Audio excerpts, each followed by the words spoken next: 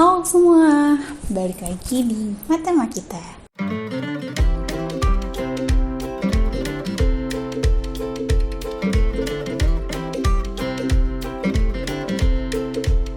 Hari ini aku bakalan bahas materi trigonometri tentang jumlah dan selisih sudut pada trigonometri.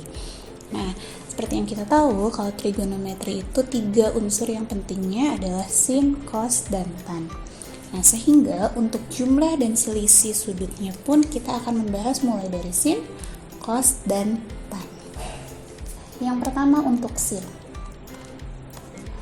X plus minus Y sama dengan sin X cos Y plus minus cosin plus minus cos X sin Y.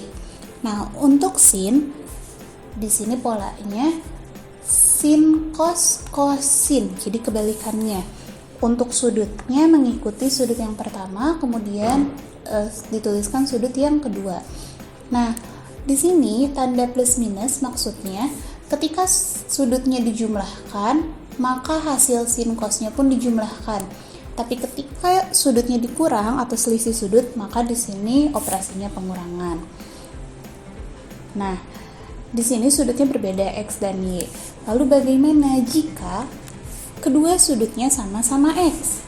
Oke.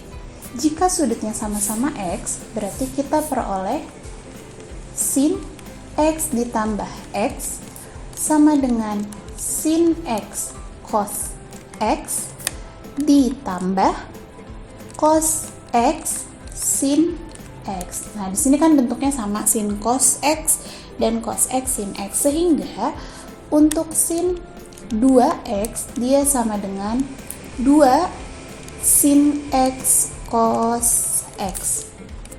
Nah, seperti ini ya untuk sin 2X. Nah, sin 2X ini dikenal sebagai rumus untuk sudut rangkap karena besar sudutnya sama-sama X. Oke. Kemudian, untuk yang cosinus, cos X plus minus Y sama dengan, kalau untuk cos dia cos sin. Cos dulu, minus plus sin X sin Y. Nah, berbeda dengan tadi sin, kalau untuk cos yang awalnya di sini dijumlahkan sudutnya, nanti hasilnya dia jadi dikurang. Begitupun untuk sudutnya yang dikurangi atau selisih, nanti hasilnya operasi di sini penjumlahan. Nah, untuk polanya dia cos sin. Jadi cos dulu baru sin. Untuk sudutnya mengikuti mulai dari sudut yang pertama kemudian ke sudut yang kedua. Lalu kasusnya sama seperti sin. Bagaimana ketika besar sudutnya sama-sama X? Oke, kita cari. Berarti cos X ditambah X sama dengan cos X cos X. Nah, karena di sini ditambah berarti operasinya jadi dikurang, sin X sin X, sehingga kita peroleh menjadi cos kuadrat X dikurang sin kuadrat X. Nah, jadi untuk sudut rangkap yang cosinus atau cos 2X itu sama dengan cos kuadrat min sin kuadrat. Oke, kita tandai. Nah, kita ingat lagi materi sebelumnya bahwa ada bentuk trigonometri itu yang disebut dengan identitas, yaitu cos kuadrat X ditambah sin kuadrat X sama dengan 1. Nah, dari bentuk yang ini nih, kita bisa substitusi ke rumus kosinus sudut rangkap. Nah, di sini kan ada cos kuadrat atau sin kuadrat. Kita cari yang pertama. Jika cos kuadrat X kita ubah menjadi bentuk identitas ini, sehingga diperoleh cos 2X sama dengan cos kuadrat X kita ganti menjadi 1 dikurang sin kuadrat X. 1 dikurang sin kuadrat X. Nah, sehingga di sini kita tulis menjadi 1 dikurang sin kuadrat X, kemudian tulis kembali dikurang sin kuadrat X. Nah, ada 2 negatif sin kuadrat X, sehingga diperoleh menjadi 1 dikurang 2 sin kuadrat X. Oke, kita peroleh bentuk lain. Untuk sudut rangkap yang kosinus, bentuk lainnya adalah 1 dikurang 2 sin kuadrat. Nah, tadi kita mengganti nilai kosinus. Sekarang, kita bisa juga mengganti nilai sinusnya.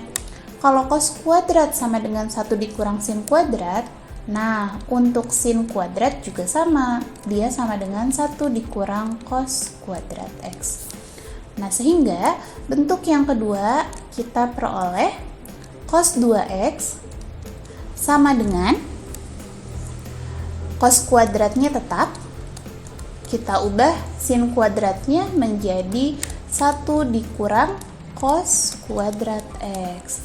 Nah, di sini ada operasi pengurangan, kita kalikan ke dalam kurung, sehingga diperoleh cos kuadrat X dikurang 1 ditambah cos kuadrat X. Ada cos kuadrat di awal dan di akhir, kita jumlahkan menjadi 2 cos kuadrat X dikurang 1. Nah, sehingga kita dapat bentuk yang ketiga, yaitu 2 cos kuadrat X dikurang 1. Jadi untuk kosinus sudut rangkap, dia ada 3 bentuk. Ini yang pertama, kemudian yang kedua, dan yang ketiga. Oke, yang selanjutnya tangan. Untuk sudutnya, ketika sudutnya dijumlahkan, nah maka di bagian atas ini juga dia dijumlahkan. Dan ketika sudutnya dikurangi, berarti bagian atasnya dia dikurangi. Nah, per 1 dikurang plus tan X tan Y. Jadi kalau sudutnya ditambah nih, kita tambahin, ini ditambah. Oke. Untuk bagian pembilangnya juga dia operasinya tambah. Begitupun sebaliknya. Tapi untuk bagian penyebut, ketika sudutnya dijumlahkan, operasinya jadi kurang. Jadi kebalikannya ya untuk yang bagian penyebut. Nah, lalu bagaimana jika dia sudutnya rangkap? Berarti misal sama-sama X nih. Berarti tan X ditambah X sama dengan tan X dikali,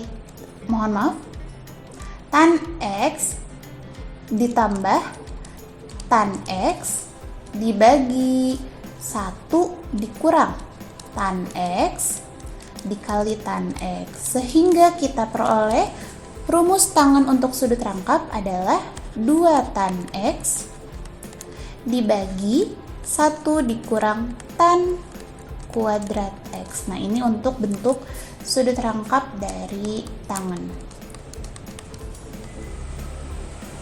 Oke, tadi kita sudah peroleh banyak rumus berarti ya untuk sudutnya yang berbeda, kemudian untuk yang sudutnya sama atau sudut rangkap.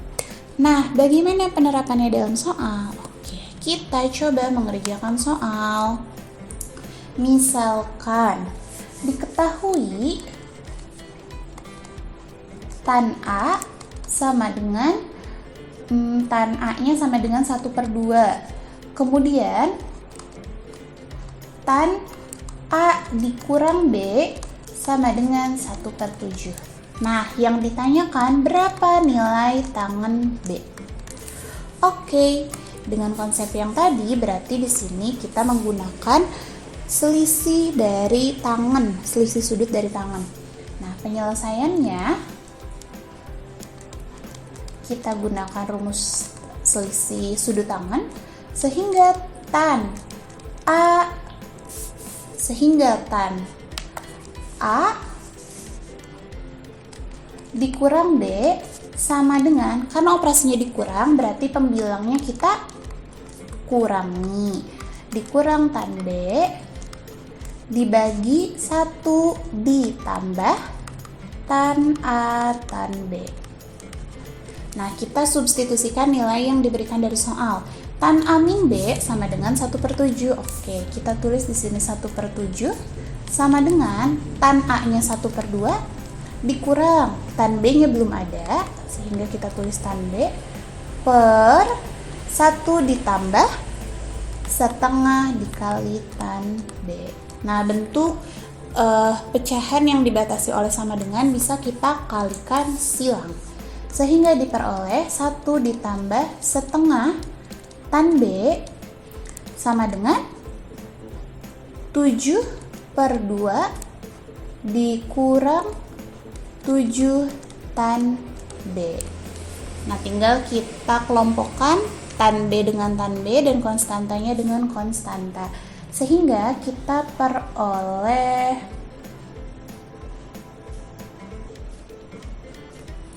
menjadi tan B-nya kita pindahkan ke sini, 1/2 tan B ditambah 7 tan B sama dengan 7/2 dikurang 1. Nah, 1 itu sama aja dengan 2/2.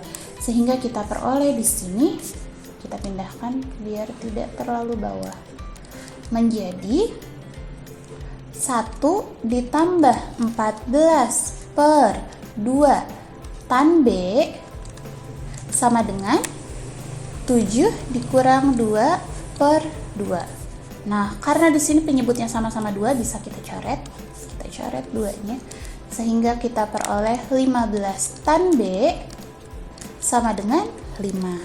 Nah, sehingga diperoleh tan B sama dengan 5/15, atau kita sederhanakan menjadi 1/3.